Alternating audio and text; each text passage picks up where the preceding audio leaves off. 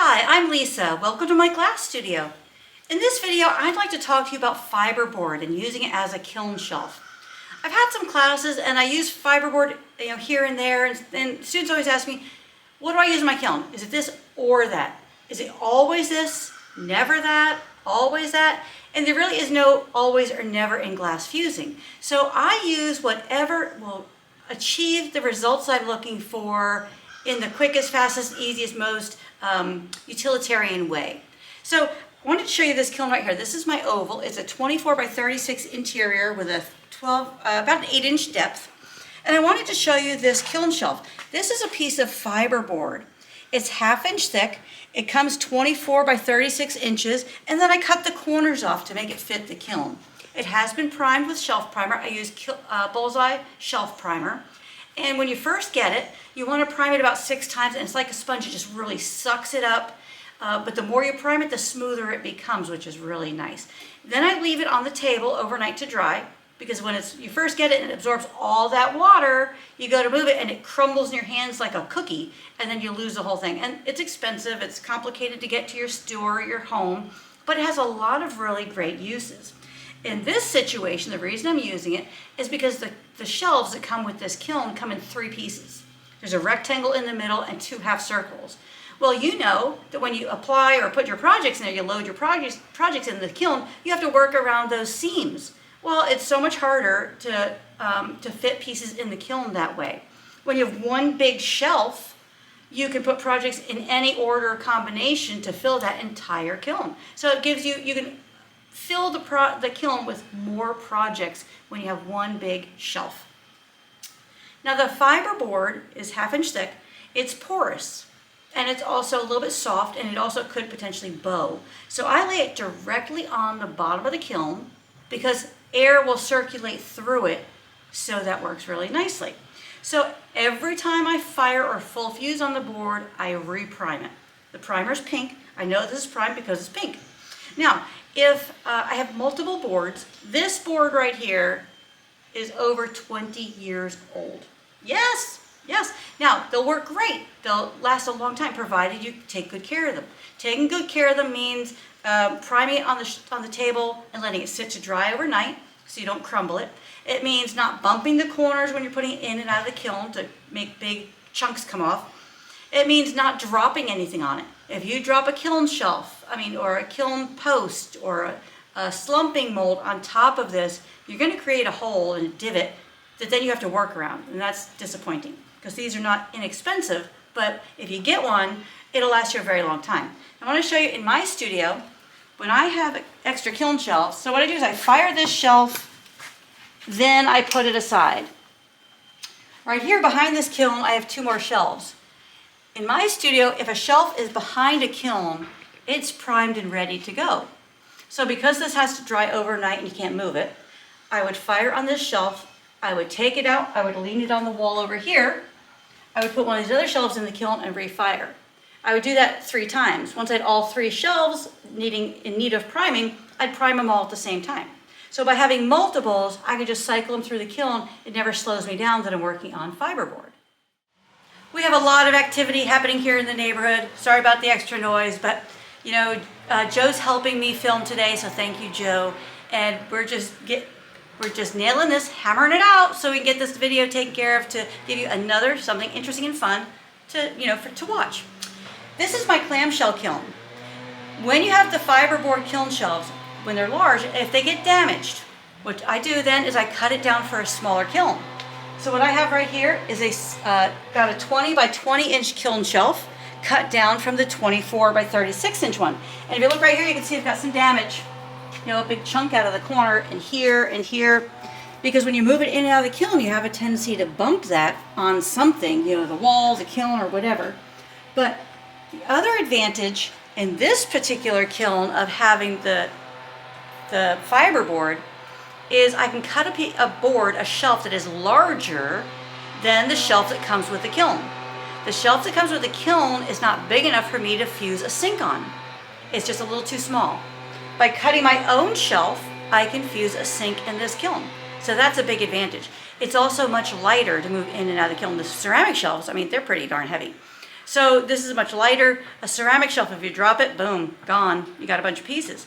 Well, this, you drop it, you know, maybe you'd save it, but maybe not. But it's definitely lighter, easier to manage to get in and out of the kiln. Now, when this becomes damaged, guess what? I cut it down for a smaller kiln. I might cut it down for a small square kiln.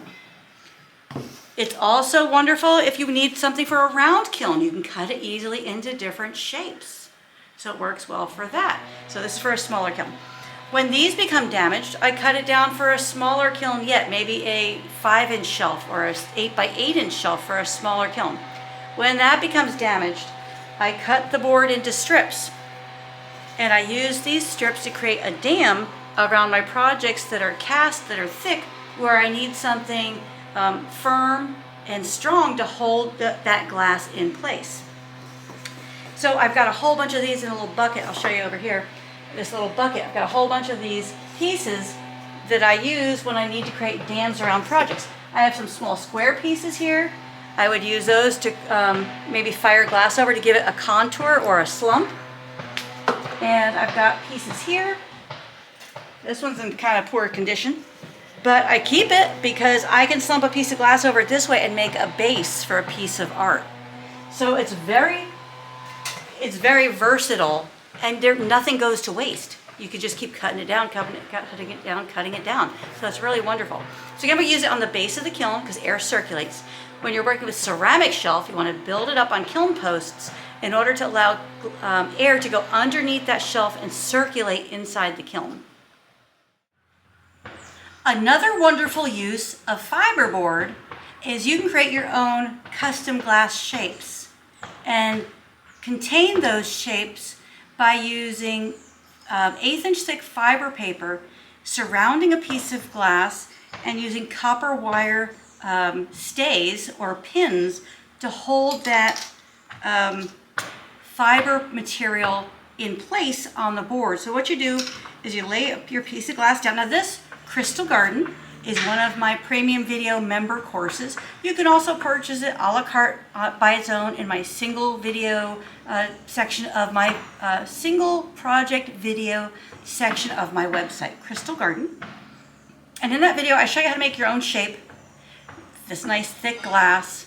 So when you want to contain glass like this and thick, keep it thick, retain the thickness and the shape, what you do is you start out with a single piece of clear glass.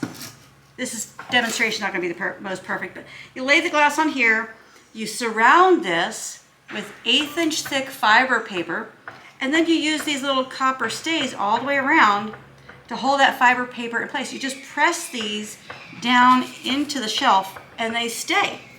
Isn't that cool? So let's say you wanted to make something the shape of a clover leaf and you don't have a mold. You could do that here. Let's say you wanted to make the shape of a paw print. You could do that. Let's say you want to make the shape of a hibiscus flower, a octagon, any kind of shape you can come up with.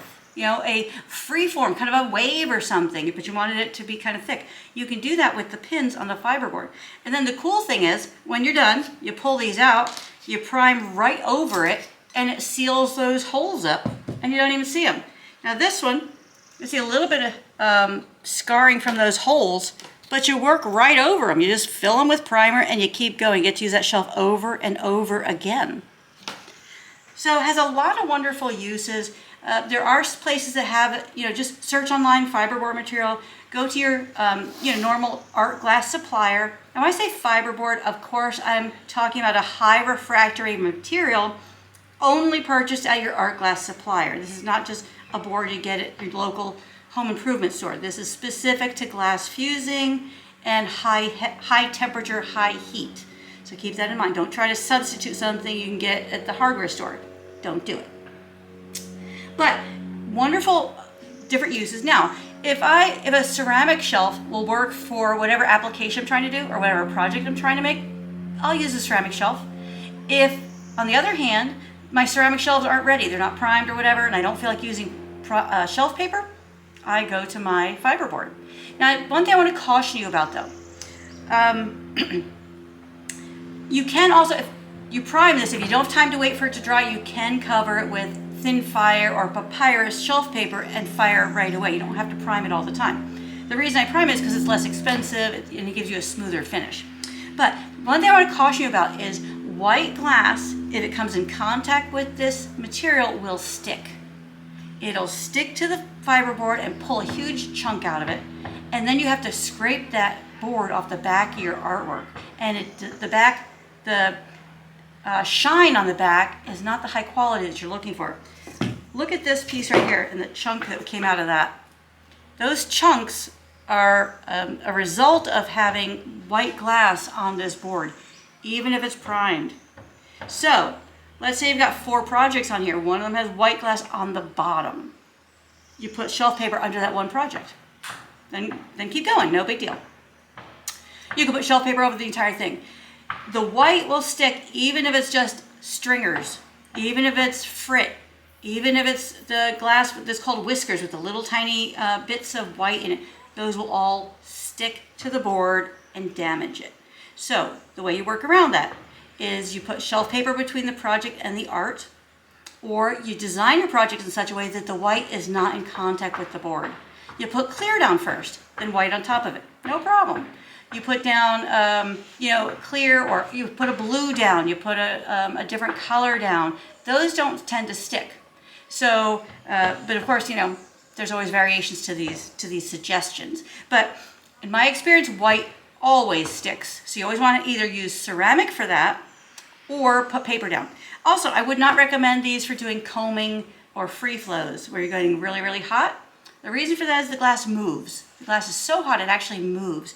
If it moves, it could potentially pull up the surface of this board. I've never tried it, so I don't know that would happen.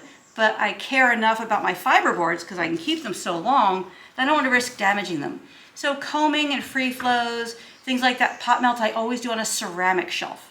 And the reason for that is because the glass is moving. And I want to make sure that I protect these and I protect the glass that I'm building because on the ceramic shelf, I know it won't stick.